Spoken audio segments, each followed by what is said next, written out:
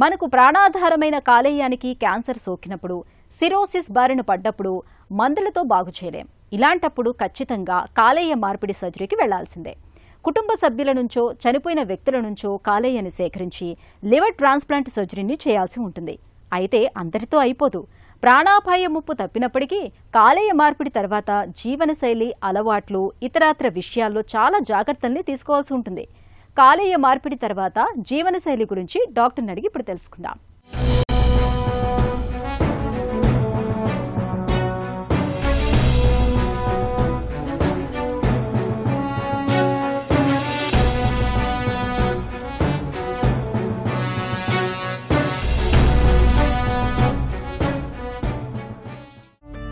కాలేయ మార్పిడి బాగా విజయవంతం కావడానికి కారణాలేంటి? లివర్ ట్రాన్స్ప్లాంటేషన్ రిజల్ట్స్ అనేవి చాలా బాగుంటాయి. హయ్యర్ సక్సెస్ రేట్ ఉంటుంది. తర్వాత longer life, almost normal life అనేది ఉండే ఛాన్స్ ఉంటుంది. సో దీనికి ఏంటి కారణాలు అంటే, మన మిగతా ఆర్గన్స్ కంటే లివర్ ట్రాన్స్ప్లాంటేషన్లో రిజెక్షన్ అనేది రిస్క్ తక్కువ ఉంటుంది. నెంబర్ 2, ఈ లివర్ ట్రాన్స్ప్లాంటేషన్కి మనకి పేషెంట్ సెలెక్షన్ చాలా ఇంపార్టెంట్. ఎవరికి ట్రాన్స్ప్లాంట్ అవసరమో, ఏ పేషెంట్కి మంచి రిజల్ట్ వచ్చే అవకాశం ఉంటుంది, దీన్ని పేషెంట్ సెలెక్షన్ అంటారు. సో మనకి పేషెంట్ సెలెక్షన్ ఇంప్రూవ్ అయింది గత కొద్ది సంవత్సరాలుగా. తర్వాత అనస్థీషియా టెక్నిక్స్, ఈ మత్తుమంది ఎంత ఇవ్వాలి, ఎంత మోతాదులో ఇవ్వాలి, ఏ రకమైన మత్తుమంది ఇవ్వాలి, తర్వాత వెంటిలేటర్ మీద ఎంతకాలం పెట్టాలి. సో ఈ టెక్నిక్స్ అన్నీ కూడా చాలా ఇంప్రూవ్ అయ్యాయి. కొత్త మందులు వచ్చాయి. వెంటిలేటర్ నుంచి చాలా తొందరగా పేషెంట్స్ని తీసేయటం జరుగుతుంది. ఆపరేషన్ అయిన మరుసటి రోజే 100% పేషెంట్స్ని వెంటిలేటర్ నుంచి తీసేయటం జరుగుతుంది. ఇదొక అడ్వాన్స్మెంట్. తర్వాత మూడవది సర్జికల్ టెక్నిక్స్ కూడా చాలా ఇంప్రూవ్ అయ్యాయి. కాలేయ మార్పిడి తర్వాత ఎందుకు జాగ్రత్తగా ఉండాలి? ఫస్ట్ ఫ్యూ మంత్స్లో జాగ్రత్తలు ఎక్కువ ఉంటాయి. ఒక మాస్క్ పెట్టుకోవటం, జ్వరం వచ్చిన వాళ్ళు, తర్వాత జలుబులు, తుమ్ములు ఉన్న వాళ్ళ దగ్గర అట్లాంటి ఇన్ఫెక్టెడ్ పేషెంట్స్ని అవాయిడ్ చేయటం, ఒక డిఫరెంట్ రూమ్ యూజ్ చేయటం. ఫర్ ఎగ్జాంపుల్, పేషెంట్ ఉన్న ఇంట్లోనే క్లోజ్ రిలేటివ్ ఒక వైఫ్కో లేదా చైల్డ్కో ఇన్ఫెక్షన్ వచ్చిందనుకోండి, వాళ్ళ నుంచి కొంచెం దూరంగా ఉండటం, ఒక మాస్క్ పెట్టుకోవటం, తర్వాత వీలైనంత వరకు హోమ్ ఫుడ్ తినటం, ఒకవేళ బయట తినాల్సి వస్తే హాట్ ఫుడ్ తినటం, కోల్డ్ ఫుడ్ అవాయిడ్ చేయటం. తర్వాత ఇదే కాకుండా ట్రాన్స్ప్లాంటేషన్ ముందు యాజ్ హెల్త్ కేర్ ప్రొఫెషనల్స్ మేము అడ్వైజ్ చేసే ప్రికాషన్స్ కొన్ని ఉంటాయి. కొన్ని వ్యాక్సినేషన్స్ తీసుకోవాల్సి ఉంటుంది. Hepatitis B, viral vaccines, operation ముందు తీసుకోవాల్సినవి కొన్ని ఉంటాయి. ఆపరేషన్ ట్రాన్స్ప్లాంటేషన్ అయిపోయిన తర్వాత సంవత్సరం తీసుకోవాల్సింది ఒక ఫ్లూ వ్యాక్సిన్ ఉంటుంది. Once in a lifetime తీసుకోవాల్సినవి కొన్ని, ఫర్ ఎగ్జాంపుల్ న్యూమోకాకల్ వ్యాక్సిన్ అని ఉంటుంది. ఈ టీకాలు తీసుకోవాల్సి ఉంటుంది. తర్వాత లైవ్ వ్యాక్సిన్స్ అని ఉంటాయి. ఫర్ ఎగ్జాంపుల్ పోలియో వ్యాక్సిన్, ఇవన్నీ కొన్ని లైవ్ వ్యాక్సిన్స్ ఉంటాయి అన్నమాట. ఈ లైవ్ వ్యాక్సిన్స్ ట్రాన్స్ప్లాంటేషన్ అయిన తర్వాత తీసుకోకూడదు. ఇది మీరు మీ ప్రాక్టీషనర్ని అడిగి, మీ లివర్ స్పెషలిస్ట్ని అడిగి తెలుసుకోవాలి. తర్వాత కొన్ని రకాల మందులు ట్రాన్స్ప్లాంటేషన్ అయిన తర్వాత అవాయిడ్ చేయాలి. ఇప్పుడు పెయిన్ కిల్లర్స్ ఉంటాయి. ఫర్ ఎగ్జాంపుల్ ఒక ఓవరాన్ ఉంటుంది, ఒక బ్రూఫెన్ ఉంటుంది. ఇటువంటి పెయిన్ కిల్లర్స్ ట్రాన్స్ప్లాంటేషన్ తర్వాత తీసుకుంటే కిడ్నీ ఇంజరీ వచ్చే రిస్క్ ఎక్కువ ఉంటుంది. సో కొన్ని మెడిసిన్స్ అవాయిడ్ చేయాల్సి ఉంటుంది. తర్వాత పబ్లిక్ స్విమ్మింగ్ పూల్స్లో, లేదంటే కొన్ని కొంచెం అన్క్లీన్ వాటర్ బాడీస్లో స్విమ్ చేయటం, ఇట్లాంటివి కొన్ని అవాయిడ్ చేయాల్సి ఉంటుంది. కాలేయ మార్పిడి తర్వాత ఎదురయ్యే సమస్యలు ఎలా ఉంటాయి? రిస్క్ చాలా వరకు ఆపరేషన్ టైంలో, తర్వాత ఫస్ట్ 3 monthsలో ఉంటుంది. ఈ సమయం గడిచిన తర్వాత లివర్ పరంగా వచ్చే రిస్క్ తక్కువ ఉంటుంది. మళ్ళీ ఆ లివర్ ఫెయిల్ అవటమో లేకపోతే మళ్ళీ ఆ లివర్ జబ్బు పడటం అవకాశాలు తక్కువ. ట్రాన్స్ప్లాంటేషన్ చేసిన తర్వాత ఆ లివర్ని కాపాడుకోవటానికి ఇవ్వాల్సిన మందులు ఉంటాయి. వీటిని ఇమ్యూనో సప్రెసెంట్స్ అంటాం. ఇవి 3 రకాలు ఉంటాయి. మొదటి 3 నెలల్లో 3 రకాల మందులు వాడతాం. 3 నెలల నుంచి సంవత్సరం పాటు 2 రకాల మందులు వాడతాం.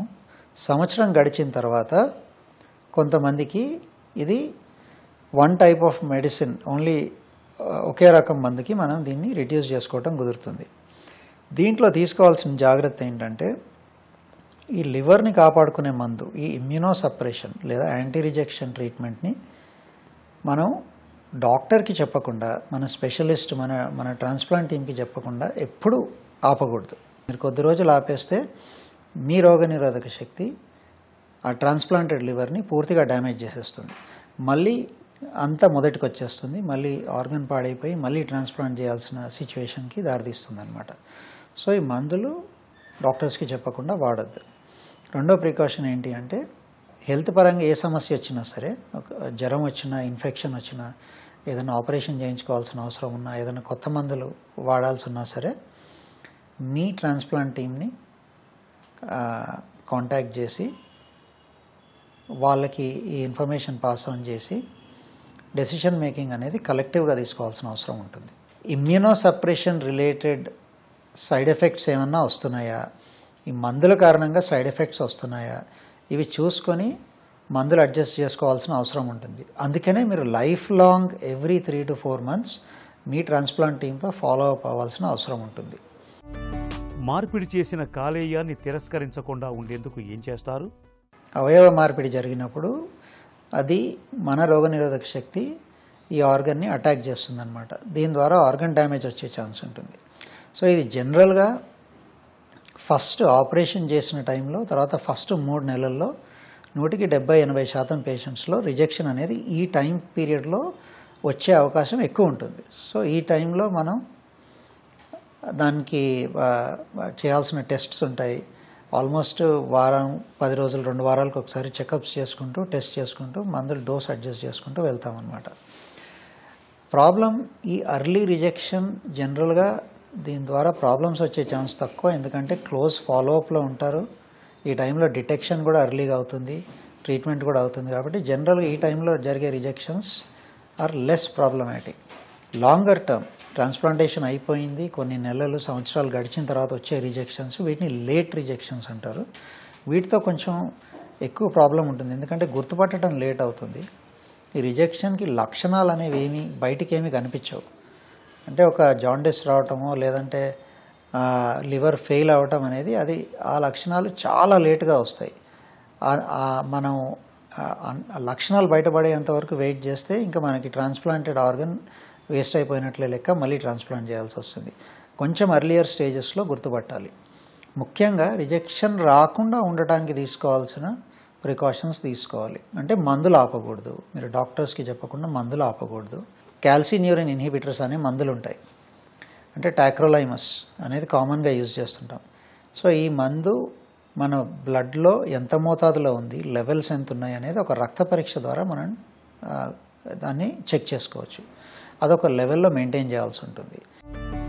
కాలేయ మార్పిడి తర్వాత జీవనశైలి ఎలా ఉండాలి? ట్రాన్స్ప్లాంటేషన్ అయిన తర్వాత హెల్త్ ఇంప్రూవ్ అవ్వటంతో, ఆ లివర్ ఫంక్షన్ మళ్ళీ నార్మల్కి రావడంతో ఆకలి బాగా ఇంప్రూవ్ అవుతుంది. దాంతో ఈ టైంలో మనము సరైన ఆహారం తీసుకోకపోతే, కార్బోహైడ్రేట్స్ బాగా ఎక్కువగా తీసుకుంటే చాలా వెయిట్ వచ్చేస్తుంది, పొట్టు వస్తుంది. దాంతో వచ్చే కొత్త ప్రాబ్లమ్స్ వస్తాయి, డయాబెటీస్, హైపర్ టెన్షన్ ఇట్లాంటివి. ట్రాన్స్ప్లాంటేషన్ టీమ్స్లో డైటీషియన్స్ ఉంటారు. 1-4 సార్లు అడిగి ఏమైనా డౌట్స్ ఉంటే క్లియర్ చేసుకొని, ఒక హై ప్రోటీన్ డైట్ షెడ్యూల్ పెట్టుకొని, కార్బోహైడ్రేట్స్ తగ్గించుకొని, ప్రత్యేకంగా రిఫైన్డ్ కార్బోహైడ్రేట్స్ తగ్గించి, వైట్ రైస్, స్వీట్స్, షుగర్ ఇట్లాంటివి తగ్గించుకొని హై ప్రోటీన్ డైట్ తీసుకోవాల్సిన అవసరం ఉంటుంది. Number 1 life style. మనం మాట్లాడుకున్నట్లు నార్మల్ లైఫ్ స్టైల్ ఒక 6 నెలలు గడిచిన తర్వాత, ఆపరేషన్ సైట్ హీల్ అయిన తర్వాత జిమ్కి వెళ్ళటం కుదురుతుంది, రన్నింగ్ కుదురుతుంది, ఎక్సర్సైజెస్ కుదురుతాయి. స్పోర్ట్స్ ఆడే వాళ్ళకి స్పోర్ట్స్ ఆడటం కుదురుతుంది. అఫ్ కోర్స్ కాంటాక్ట్ స్పోర్ట్స్ అంటారు. కాంటాక్ట్ అంటే for example sports like boxing, football ఇట్లాంటి వాటిలో ఇంజరీస్ రిస్క్ ఎక్కువ ఉంటుంది. But simple sports like pickle ball ఇట్లాంటివి, లేదంటే టెన్నిస్, బ్యాడ్మింటన్ ఇట్లాంటివి ఆడుకోవటం కుదురుతుంది. సో ఒక నార్మల్ లైఫ్ స్టైల్, ఎక్సర్సైజ్ చాలా important. If not sports, walking is important. Walking is a very good exercise. మీరు కనుక ఒక డైలీ ఒక ½ an hour ఒక వాకింగ్ షెడ్యూల్ మెయింటైన్ చేసుకోవటం, డైటరీ షెడ్యూల్, స్లీప్ ప్రాపర్గా తీసుకోవటం, ఇవన్నిటి ద్వారా నార్మల్ హెల్త్ మెయింటైన్ చేసుకోవటం కుదురుతుంది. కాలేయ మార్పిడి తర్వాత వాడే ఇమ్యునోసప్రెసెంట్స్ మూలంగా ఒంట్లో వ్యాధి నిరోధకత బాగా తగ్గిపోతూ ఉంటుంది. ఇలాంటప్పుడు మరిన్ని సమస్యలు తలెత్తకుండా ఉండేందుకు జీవనశైలి, ఆహారం, అలవాట్లు, ఇతరత్ర విషయాల్లో డాక్టర్ల సలహా మేరకు తగిన జాగ్రత్తల్ని తీసుకోవాలి.